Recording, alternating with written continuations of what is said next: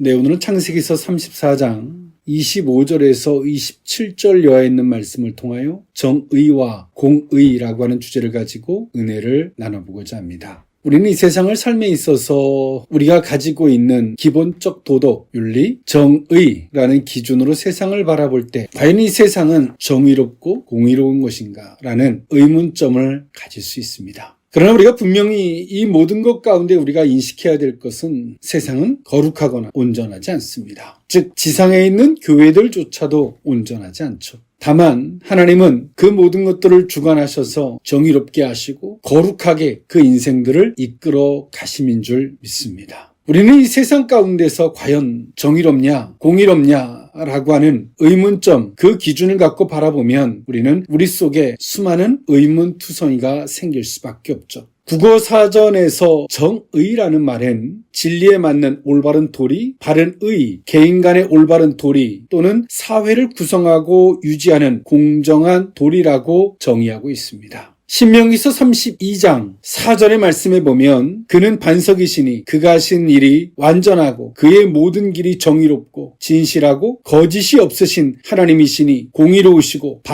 바르시도다라고 말씀하고 있습니다. 그렇다면 이 성경에서 말하는 정의롭다라고 하는 것이 무엇일까? 히브리어로 미슈파트입니다. 심판, 재판, 공의, 법령 등을 의미합니다. 히브리서 미슈파트는 샤파트, 재판하다, 다스리다에서부터 유래되어졌고요. 공정, 공의, 법령, 관습, 방식 등을 의미합니다. 구약 성경에서 이 단어는 약 400회 이상 나오고 있고 그만큼 중요한 단어로 사용되어졌습니다. 이 미슈파트는 분명히 사람이 사람을 다스리는 것이나 하나님이 전체 피조물을 다스리는 것에 대한 올바른 이해를 위하여 가장 중요한 사상의 의미를 우리에게 주어진다라고 볼 수 있습니다. 그리고 우리가 오늘 이 말씀의 제목에서 두 번째 단어인 공의는 차티크, 여기서의 차티크는 의로운 올바른 공정한 공의로움을 의미합니다. 구약 성경에서 이 단어는 약 200회 이상 나오죠. 이 어근은 근본적으로 윤리적이나 도덕적으로 표준과의 부합을 의미합니다.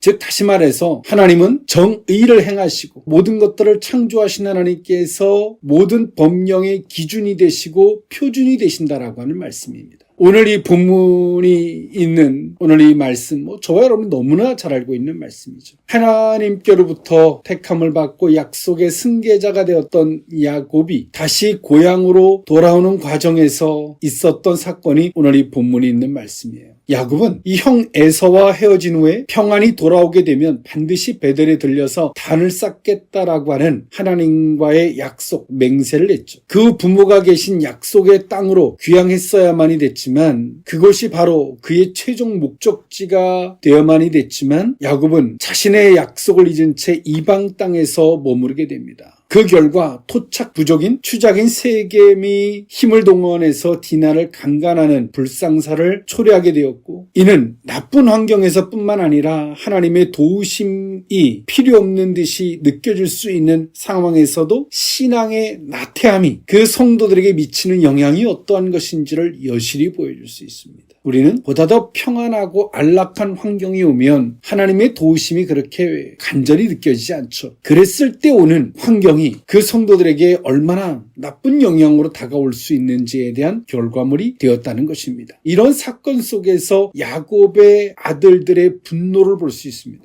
야곱의 아들들의 분노는 단순히 여동생이 강간당했다라고 하는데 있지 않았고요. 보다 더 큰 이유는 하나님의 백성이 이방인에 의해서 더럽혀졌다는 것과 토착 세력이 힘의 논리로 나그네인 자신들을 못 오겠다라고 하는 것에 대해서의 분노였습니다. 이에 그들은 복수를 계획하고 할례를 그 조건으로 내세웠고 이에 희위 족속들의 야곱에 통혼하기로 한다면 야곱 가문의 풍부한 재산을 독식할 수 있다라고 하는 그들의 욕심과 서로 결부되어지면서 엄청난 살육의 결과를 낳게 됩니다. 야곱의 아들들의 이 복수, 이 모든 것에 대한 근본된 원인은 아비였던 야곱의 불순종은 이 자식들로 하여금 문제의 해결을 하나님께 의존하기보다는 인간의 힘으로 해결하는 데서의 태도를 갖도록 하는 나쁜 영향을 미쳤습니다. 이런 복수국은 성공리에 마쳤지만 야곱은 이 일로 인해서 주변의 부족들이 자신들을 대적해올 것에 대해서 염려하게 되죠. 따라서 오늘 야곱의 이 가족들은 이 지역을 떠나게 되었고 결국 약속의 땅으로 가는 결과를 낳았지만 하나님의 백성들이 주변 족속들에게 미쳐진 영향들, 그 이미지는 실로 비참함 그 자체였습니다.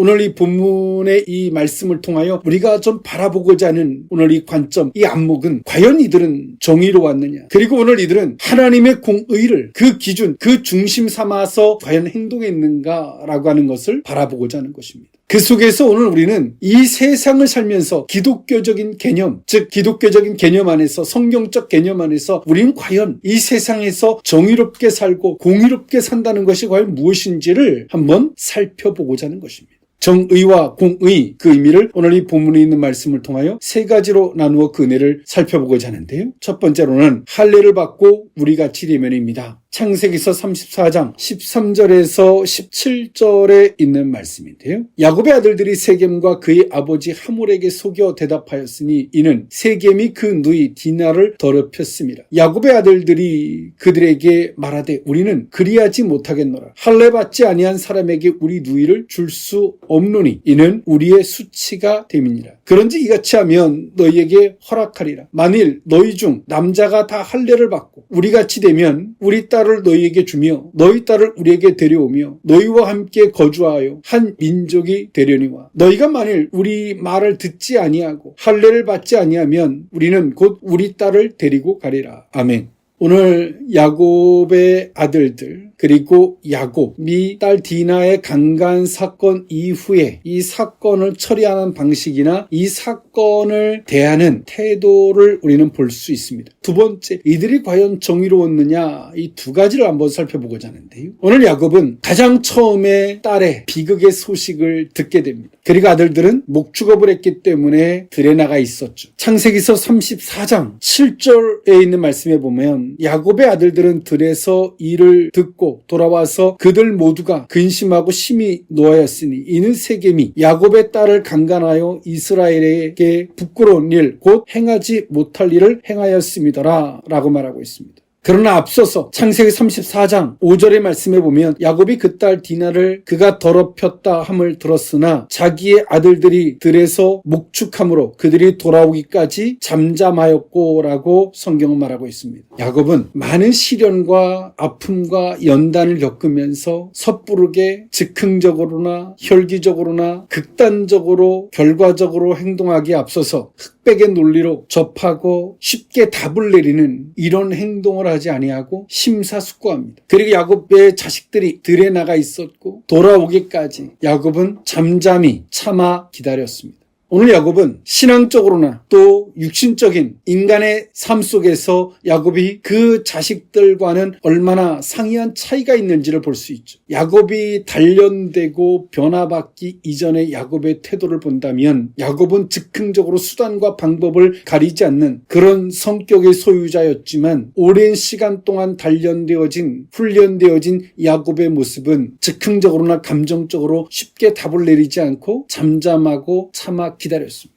이후에 야곱의 행동도 보면 그 자식들과는 다른 모습을 볼 수 있는데 자식들이 살육을 행했을 때에도 야곱은 계속 그것을 감정적으로 대처하지 아니하고 하나님께 나아감으로 자신이 어떻게 행동해야 되는지를 묻고 찾고 그런 결과물을 얻기 위한 그 원인을 해결하기 위한 행동으로 옮겨갔습니다. 이것이 무엇일까요? 이것이 하나님의 사람들로서의 훈련되어지지 않은 모습들이죠. 하나님의 사람으로서 연단되어지고 난 야곱의 정의는 그에게도 왜 감정이 없고 그에게도 왜 딸이 소중하지 않겠습니까마는 오늘 야곱은 그가 바라보는 시각은 좋은 놈 나쁜 놈 흑과 백 이렇게 단순 명료하게 바라보기에 앞서서 오늘 야곱은 족장으로서 주변의 족속들까지 살피는 넓은 안목과 더 나아가서 신앙이라고 하는 하나님 안에서 이 모든 원인을 찾고자 하라고 하는 그 안목을 가진 것이죠. 훈련되어지고 난 사람의 정의 시련은 하나님께 맡기고 하나님의 개입을 따라서 하나님의 방식대로 나아가는 것을 선택했다면 야곱의 아들들은 그들의 시야는 극히 좁았습니다. 더럽혀진 자신의 형제였던 디나, 수치와 모욕을 당한 자신들의 비참함, 이거 외에는 어떤 것도 보지 않아요. 아버지, 주변의 족속들, 하나님의 섭리, 이런 것들을 전혀 살피지 않습니다. 오직 이들의 시야는 아주 좁죠. 잘했냐 못했냐, 그리고 우리가 이 수치와 모욕을 겪으면서 우리는 어떻게 행동할 것인가에 대한 아주 단순 명료한 결과적인 시야를 갖습니다. 그리고 이들은 그 정의를 실현함에 있어서 그들에게 거짓말을 하죠. 우리처럼 할례를 받아야지만이 우리는 너희를 수용해 주겠다라고 하는, 오늘 세겜의 족속도 불의를 행했지만 오늘 이들은 정의를 실현하고자 했던 오늘 야곱의 아들들 또한도 그 과정에서 보면 정의롭지 못합니다.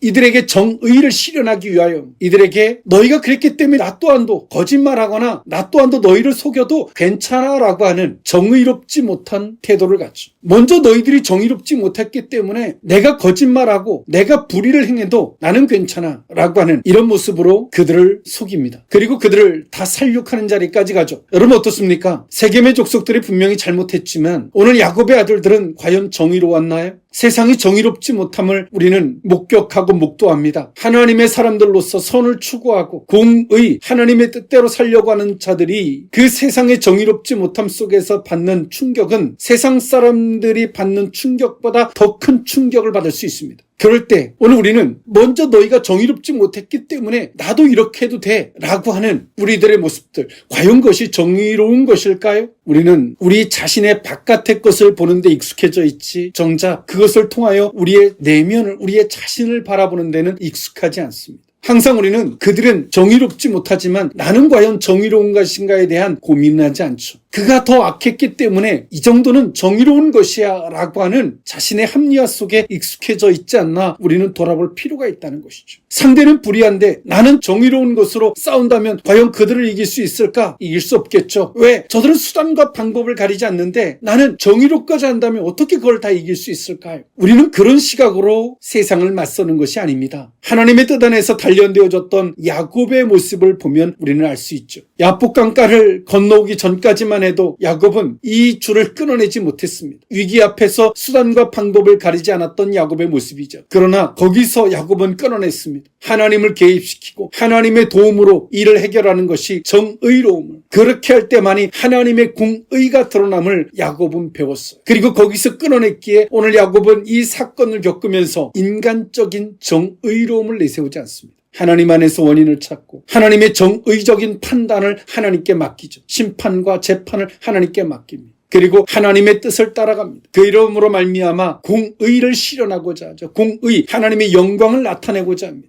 우리는 때론 상대성 정의로움을 갖습니다. 상대가 10가지의 거짓을 행하고 다가오면 그 가운데서 2-3가지의 불의 정도는 정의롭다고 하는 상대성 정의로움을 우리는 갖죠. 그리고 그 정도는 괜찮다고 하는 자신의 합리화를 갖고 살아갑니다. 성도는 상대적인 정의로움을 갖고 사는 것은 아닙니다. 우리는 우리의 정의는 하나님 앞에 그 법의 재판과 심판은 하나님께 맡겨놓은 하나님 안에서 원인을 찾고 그 뜻대로 나아감으로 곧 하나님의 재판과 그 모든 것들을 하나님께 맡기는 것이죠. 이것이 성도들의 정의 실현인 줄 믿습니다. 정의와 공의 두 번째 의미는 물건을 다 노력한지라입니다. 창세기 34장 25절에서 29절에 있는 말씀인데요. 제3일에 아직 그들이 아파할 때 야곱의 두 아들 디나의 오라버니 시므온과 레위가 각기 칼을 가지고 가서 몰래 그 성읍을 기습하여 그 모든 남자를 죽이고 칼로 하물과 그의 아들 세겜을 죽이고 디나를 세겜의 집에서 데려오고 야곱의 여러 아들이 그 시체에 있는 성읍으로 가서 노력하였으니 이는 그들이 그들의 누이를 더럽힌 까닭이라. 그들이 양과 소와 나귀와 그 성읍에 있는 것과 들에 있는 것과 그들의 모든 재물을 빼앗으며 그들의 자녀와 그들의 아내들을 사로잡고 집 속의 물건을 다 노력한지라. 아멘.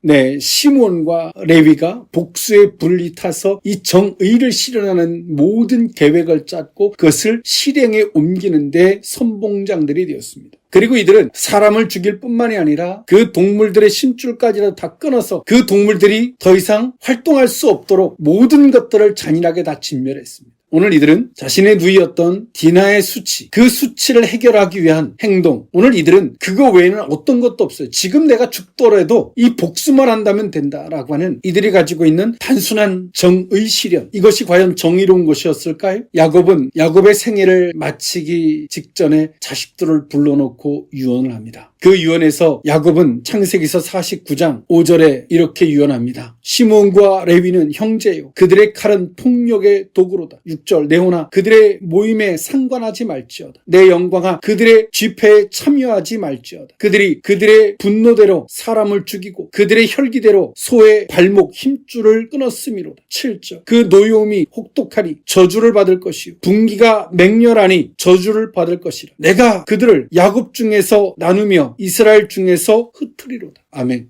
야곱은 자식들에게 유언을 남기죠. 그런데 앞선 이 사건으로 말미암아 시므온과 레위를 향해서 야곱은 그들에게 저주를 합니다. 어느 아버지가 자식한테 저주를 할 자가 누가 있겠습니까? 이것이 단순하게 아버지가 자식을 향한 저주가 아니라 하나님께서 이들에게 말씀하고 계시는 겁니다. 그들의 칼은 기계로다. 시몬과 레위의 계략 아래 누이였던 디나가 수치를 당하는 이 잔인하게 복수했던 오늘 이들의 모습이 과연 정의로웠냐는 것이죠. 야곱이 오늘 이들에게 향한 노여움의 뜻은 불의에 대한 것이 아니라 혈기에 의한 노여움을 말하는 겁니다. 우리가 때론 분노가 일 때가 있어요. 그것이 과연 불의에 의한 분노인지 아니면 혈기에 의한 분노인지를 우리는 돌아볼 필요가 있다는 것입니다. 내 자존심에 의한 분노인지, 분리 때문에 오는 그 거룩한 분노인지. 거룩한 분노는 조절이 되죠. 그러나 감정적이나 혈기적인 이 분노는 제어가 안 됩니다. 그 결과는 죽음일 수밖에 없는 거죠. 저주일 수밖에 없습니다. 오늘 우리는 과연 오늘 이들의 이 사건을 통해서 시몬과 레위의 오늘 이들의 이 모습이 할례를 들먹이면서 하나님의 이름을 들먹이지만 과연 이들은 무엇을 위한 것이었을까요? 하나님을 위한 것이었을까요? 자신의 복수심을 위한 것이었을까요?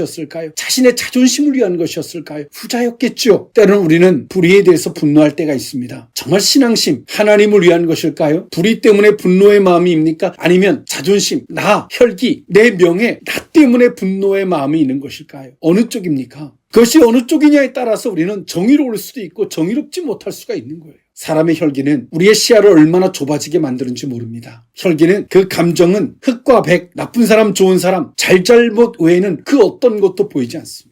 리더는 잘잘못이 중요한 것이 아니죠. 존속하고 유지하는 것을 전제로 그 모든 것들을 접근하고 원인을 분석하고 파악하고 개선해 가는 것입니다. 극과 극으로 문제를 해결하는 것이 아니라는 것입니다. 그랬을 때 오는 결과치가 어떤 것인지, 오늘 시므온과 레위가 행동했던 이 행동들이 나중에 야곱의 유언 속에서 야곱이 애굽에서 죽어가면서 시므온과 레위를 향해서 저주할 때 얼마나 끔찍한, 얼마나 잔인한 이야기였을까요? 우리는 과연 정의로운 것인가? 그리고 그 정의를 실현함에 있어서 과연 우리에게 그 권한이 있는가? 그 법을 집행할 권한은 하나님께 있는 줄 믿습니다. 그리고 공의, 그것을 판단하는 기준, 표준은 하나님의 기준에 의해서 보는 것이죠. 이 시대를 살아가는 성도들이 어느 정도의 정의롭고 공의로운 것 속에서 살아가는 삶은 일반적으로 우리가 받아들이고 용납하고 어느 정도는 살아가겠습니다만, 그렇지 않은 정말 정의롭지 못하고 공의롭지 못한 세상을 만났을 때, 그런 결과물들을 우리가 만났을 때 그 속에서 오늘 우리가 훈련되어진 우리들의 모습이라면 야곱과 같이 원인을 찾고 하나님의 뜻을 따라 하나님 앞에 최종적 판단을 맡겨놓고 나아가는, 본분에 충실한 자리로 나아가는, 그러므로 야곱이 베델로 그 모든 것들을 향해 내버려 두고 상수리나무 아래 묻고 그렇게 나아갔던 야곱의 모습이 될 것인지, 내 복수심에 불타서 나의 자존심, 나의 혈기, 나의 감정, 그 복수심에 불타서 하나님의 이름으로 포장한 정의는 아닌지, 그런 결과적인 행동들은 훗날에 하나님의 영광이 나타나지 않을 뿐더러 도리어 하나님을 믿는 사람들이 주변 사람들에게 냄새를 풍기는, 즉 손가락질 받는 자리까지 될 수밖에 없다는 것이죠. 하나님의 사람들은 하나님의 공의를 드러내야 됩니다. 그것은 하나님과의 관계 속에서 그 원인을 찾고 그 정의 실현은 하나님께 맡겨놓고 우리는 그 뜻을 향해, 그 본분을 향해 나아갈 때만이 하나님에 의해서 정의가 실현되어지고 공의, 하나님의 뜻을 따라 나아감으로 하나님의 영광과 그 뜻하심이, 하나님의 살아계심이 드러나지는 성도들의 발자취요 삶이 될 줄 믿습니다. 정의와 공의, 마지막 세 번째 의미는 너희가 내게 화를 끼쳐입니다. 창세기서 34장 30절에 31절에 있는 말씀인데요. 야곱이 시므온과 레위에게 이르되 너희가 내게 화를 끼쳐 나로 하여금 이 땅의 주민 곧 가나안 족속과 브리스 족속에게 악취를 내게 하였도다. 나는 수가 적은즉 그들이 모여 나를 치고 나를 죽이리니 그러면 나와 내 집이 멸망하리라. 그들이 이르되 그가 우리 누이를 창녀같이 대우함이 옳으니이까. 아멘.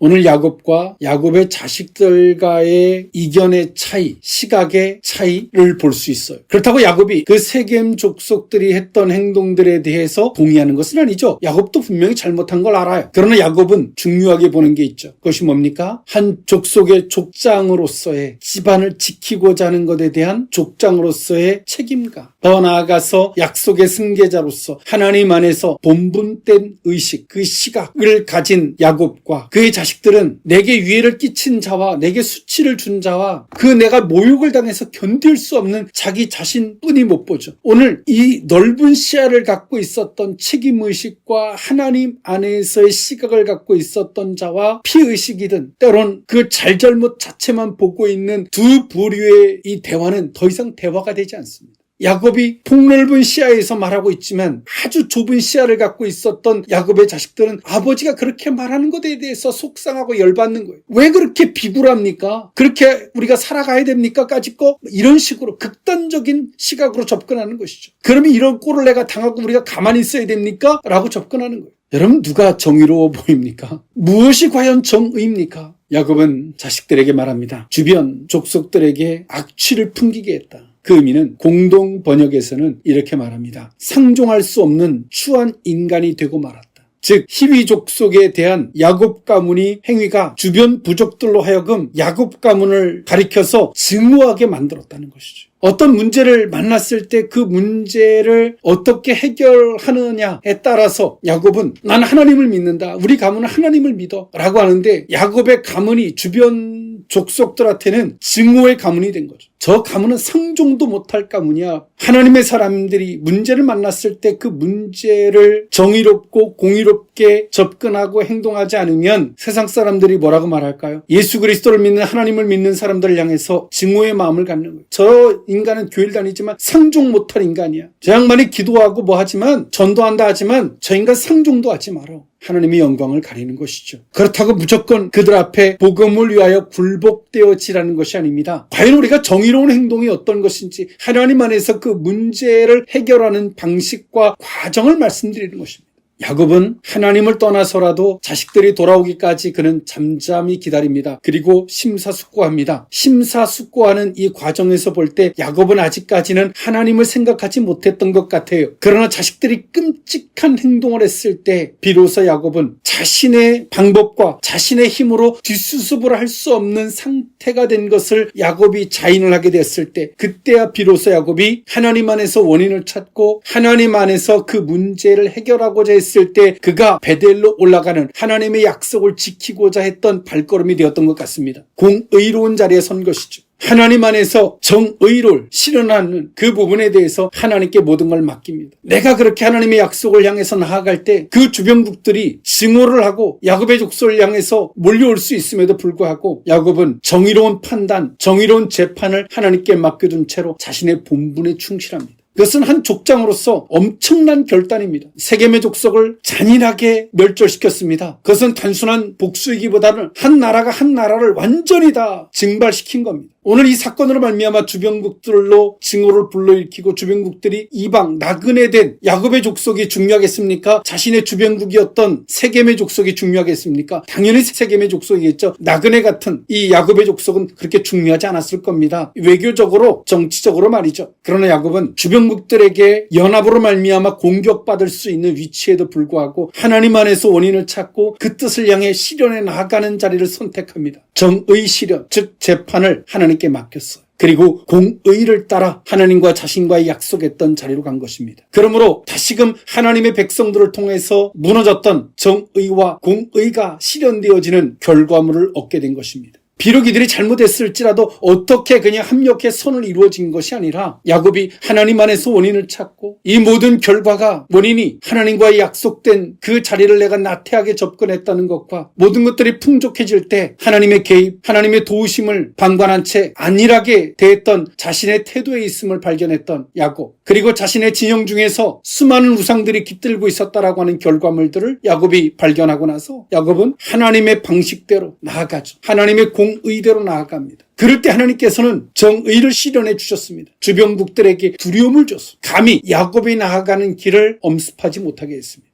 하나님께서 친히 정의를 실현해 주신 것입니다. 말씀을 정리할까 합니다. 오늘 우리가 정의와 공의를 실현함에 있어서 성도들의 삶이 어떤 시각, 어떤 관점을 가져야만이 되는지를 오늘 이 본문은 우리에게 말씀해 주고 있습니다. 보다 더 폭넓은 시야, 잘잘못을 넘어선 폭넓은 시야를 가져야 되고 책임의식적인 시야, 그리고 더 나아가서 그 모든 문제의 원인이 무엇이고 그것을 통해서 하나님께서 내게 말씀하심이 무엇인지를 살필 줄 아는 이 겸손함, 이 겸함이 있을 때 하나님의 공의가 드러나지게 된다는 사실, 하나님의 기준에 의해서 보는 것이죠. 하나님의 표준, 그 말씀에 의해서 보는 것입니다. 그럴 때 오늘 우리는 우리가 정의 실현을 한다고 하지만 정의 실현 한 면에는 우리의 자존심, 명예, 내 목적, 내 복수심, 하나님을 위한다고 포장하지만 결단코 그 안에는 인간의 추악한 것들이 그 속에 포함되어져 있다는 사실. 성도들이 어떤 문제를 만나고 문제를 해결할 때에 하나님의 사람들을 통하여 하나님의 살아계심이 주변국들에게 나타나줘야 되는데, 주변 사람들에게 나타나줘야 되는데 우리가 이런 추악한 냄새나는 행동들로 말미암아 주변인들에게 인간적인 정의 실현이 주변 사람들에게 증오를 불러일으키게 되고 하나님의 영광을 드러내야 할 자가, 하나님의 공의를 드러내야 할 자가 도리어 증오의 대상이 되고 경멸의 대상이 된다면 얼마나 끔찍할까요?